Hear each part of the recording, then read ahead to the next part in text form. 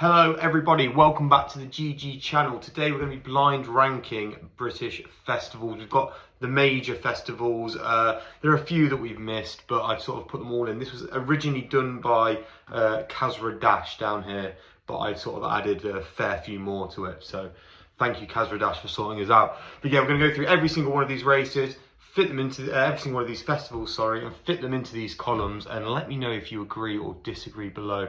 And as always, of course, don't forget to smash the like button and subscribe to GG. Anyway, on to the tier list. Right, so we're starting off with the all-weather finals day at Newcastle, or it changes.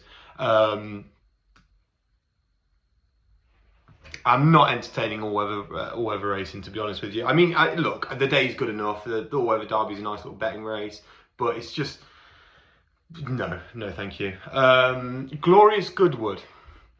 Now, Glorious Goodwood is a tricky one here because Goodwood is obviously one of the best courses in the UK. Magnificent views, usually brilliant racing.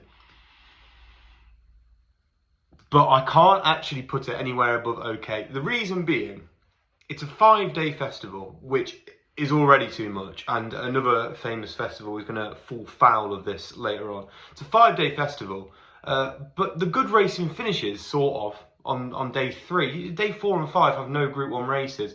Even then, the Group 1s, I mean, the Sussex Stakes is obviously a fantastic race, but the Nassau Stakes, not that interested.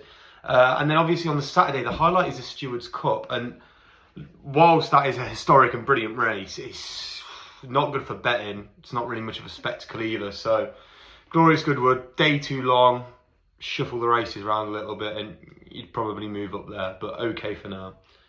Ebor Festival. Now, I need to actually just confess I've never been to York, so I'm going to base this off what everyone says. And I'm going to say it's great. Well, the racing alone at the Ebor Festival is fantastic. Of course, the Ebor, brilliant race, £1 million handicap. But then I think obviously on top of that, the Juddmonte is one of the best Group 1 races sort of in Europe. And then the Yorkshire Oaks is also on the card, which has recently become really good, especially with since Enable won in 2017, you've had Love, Snowfall, it was a Sea of Class. So that's had some nice winners in it as well. And then of course the Nunthorpe, which has always been quite dramatic. So I've never been to York, but the Ebor Festival I think is the best festival that York has. So we probably might as well actually, because there's another one in there, isn't there? The Dante Festival. Might as well add this. Now the Dante Festival I actually do find quite dull. There's not a Group 1 on the card. It's kind of still early season.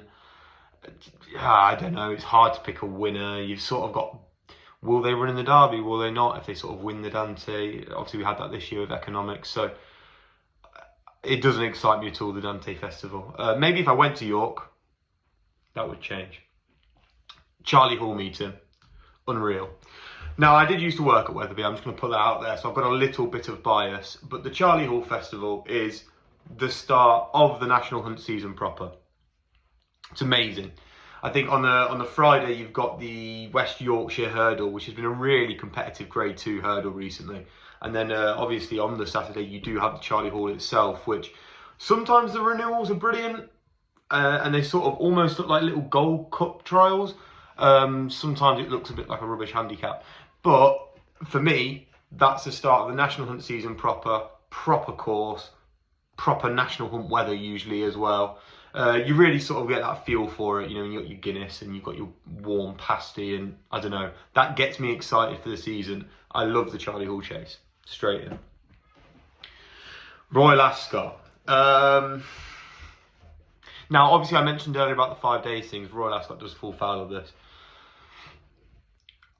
From a personal level, I don't really like the whole pomp and all of that stuff and the top hats, and I respect that as a thing, and I think it's good that it's got that uniqueness to it, but it's not for me. I find it a bit and then when you watch on TV and all the fashion stuff, and it's just all a bit in your face. And I mean the racing is great, some of it is great, but I don't know. It's just not for me, the Royal Ascot. And by the time Saturday comes around again, I'm a bit bored, to be honest, of racing. So I don't even usually watch the Saturday. The racing's not that good on the Saturday at Royal Ascot either, to be fair. Like, it's better throughout the week. But only good. Ladbrokes Christmas Festival. It's great. It's a great festival, and Christmas wouldn't be the same without it. So obviously we talk about the King George chase here, sort of being the headliner, and then you've got, I'm having a nightmare here, Desert Orchid chase is on that card as well. Correct me if I'm wrong below. Christmas wouldn't be the same without it. It's not the best festival there is, but there's nothing better than Boxing Day when you're drinking your leftover, whatever it is you drink, eating your bubble and squeak, and you have sort of the King George on, which is obviously one of the best races in the calendar. So great for me. Cambridgeshire Meeting, so dull. I mean, I just don't care about the Cambridgeshire. So that the headline race, the headline meeting being one I don't care about, probably affects his score a little bit. But other than that, it's sort of what if you got like the Middle Park and stuff like that. It's on that. I don't know. It's just not my sort of meeting at all. Just another sort of standard Newmarket Rowley course meeting. It's better. Champions Day. I love the concept of Champions Day. As a concept, I love it. But obviously, because it's always run so late in the year, which it has to be because it's the culmination of, you know, all of the great horses from that season competing against each other. But obviously, the ground makes it a bit of a... Do you really ever get like the best winner? I don't know. If it was run sort of like a month earlier, or the ground was a little bit drier, it would probably be great. But I think it's just good as a result, which is a shame because it's got so much potential. The Derby. I mean, it has to go in good, but again, it's actually quite underwhelming as a festival. If you take the Oaks and the Derby out of it, you wouldn't. I mean, I know that's if my grandma had wheels or whatever, but it's actually pretty underwhelming as a festival. Obviously, the Derby and the Oaks are brilliant. Epsom's a fantastic course. What a challenge it is as well for the 3-year-old colts. The Derby sort of with the undulations and everything. So I mean, it's a brilliant race and a great festival. But they could totally improve that undercard, I think, and just make it so much better. Chester, nope. Coral Winter Carnival. So obviously they're at Hennessy now, the Coral Gold Cup. It's good. Again, it's a proper national hunt meeting, and you can't fault that. Newbury's a great course for it as well.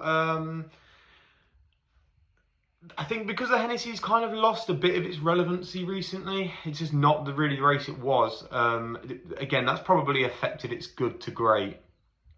So yeah, it's no, it stays in good. It stays in good. Not a bad festival. Jumps Finale. It's okay. Yeah, it's okay. Celebration Chase is a fun race. The Bet365 X Whitbread, great betting rate. No, actually, it's good. The Jumps Finale is good, and it's usually nice weather as well, so you can sort of have your flat Pims vibe, but actually with like national hunt racing as well, so I quite like that. July Festival. I like the July Festival a lot. Some great sort of Group 1 races. Obviously, this is actually coming up at the time of recording. This is starting in like tomorrow, I think. 3-day festival, excuse me. Obviously, you've got the Falmouth as well on the Friday, the July Cup on the Saturday. The July course at Newmarket is magnificent. If you go there in the sun, that's one of the best festivals I think you can do in the entire calendar year. So, St Leger, it's okay. You've got to go to Doncaster. So that sort of that's not great. St Leger itself, it's not even fashionable with people within the industry now. Never sort of mind the general public. It's fun. It's a fun day. I'm not bothered. Grand National Festival is unreal. Aintree Festival is unreal. The Grand National is what a spectacle of a race. Obviously, I don't even need to talk about that.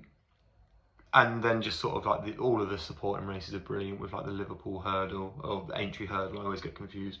The Grade 1, help me out. Melling Chase. I said help me out there like it's a live stream. The Melling Chase, fantastic race. Again, it's that sort of spring vibe. You've sort of got over the Cheltenham hump now and everything. I think the Grand National Festival is absolutely fantastic. The Guineas Festival.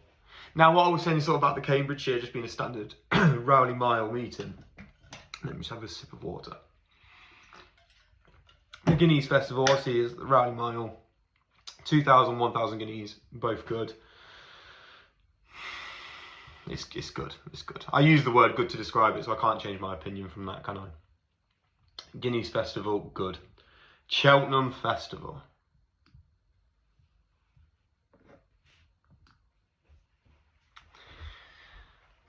It's not unreal. It isn't unreal anymore. It used to be unreal, but I just don't think it is anymore. Sort of races are being diluted, and we have this conversation around the Cheltenham Festival every single year, and that makes it a bit more boring when you go into it. Like, oh, should it be 4 days? Should it be 3 days? Should it be 5 days? Should we take out the mayor's races? Should we do this? Like, it's obviously, I mean, it's absolutely incredible as an event. Cheltenham is unbelievable, but it's a nightmare to go. Like, it's not really that fun to be stood like sardines watching the race. You sort of have to get into that cycle as well of like, go and get a beer, drink it in 10 minutes, quickly have a wee, get a bet on, watch the race, go and get a beer. Like, there's never really like time to just sit and sort of chill and take it all in. It's a bit too busy. The races are getting a bit rubbish recently. I mean, there was some pretty poor races just gone at 2024, like some of the grade 1s. Look, I love the Cheltenham Festival, but it can't get into unreal, to be honest.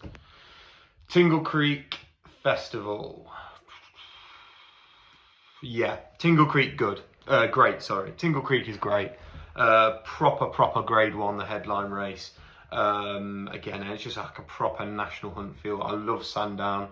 And I was also involved in a horse that ran there at the Tingle Creek Festival. So, a little bit biased on that one maybe. But no, I love the Tingle Creek. So, I'm just having a little look now to see. I think that looks about right. I'm pretty happy with that.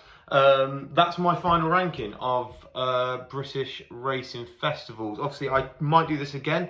Drop a like if you want to see me do this again. I can do it with sort of like worldwide. So like Breeders' Cup, Dublin Racing Festival, all that sort of stuff. What have I got wrong? Let me know below. How would you rank these? I'll try and share a link to this maybe, so you can do it yourself. Anyway, thank you very much for watching. Don't forget to like and subscribe. See you soon. Well, you'll see the Weekend Watch team soon.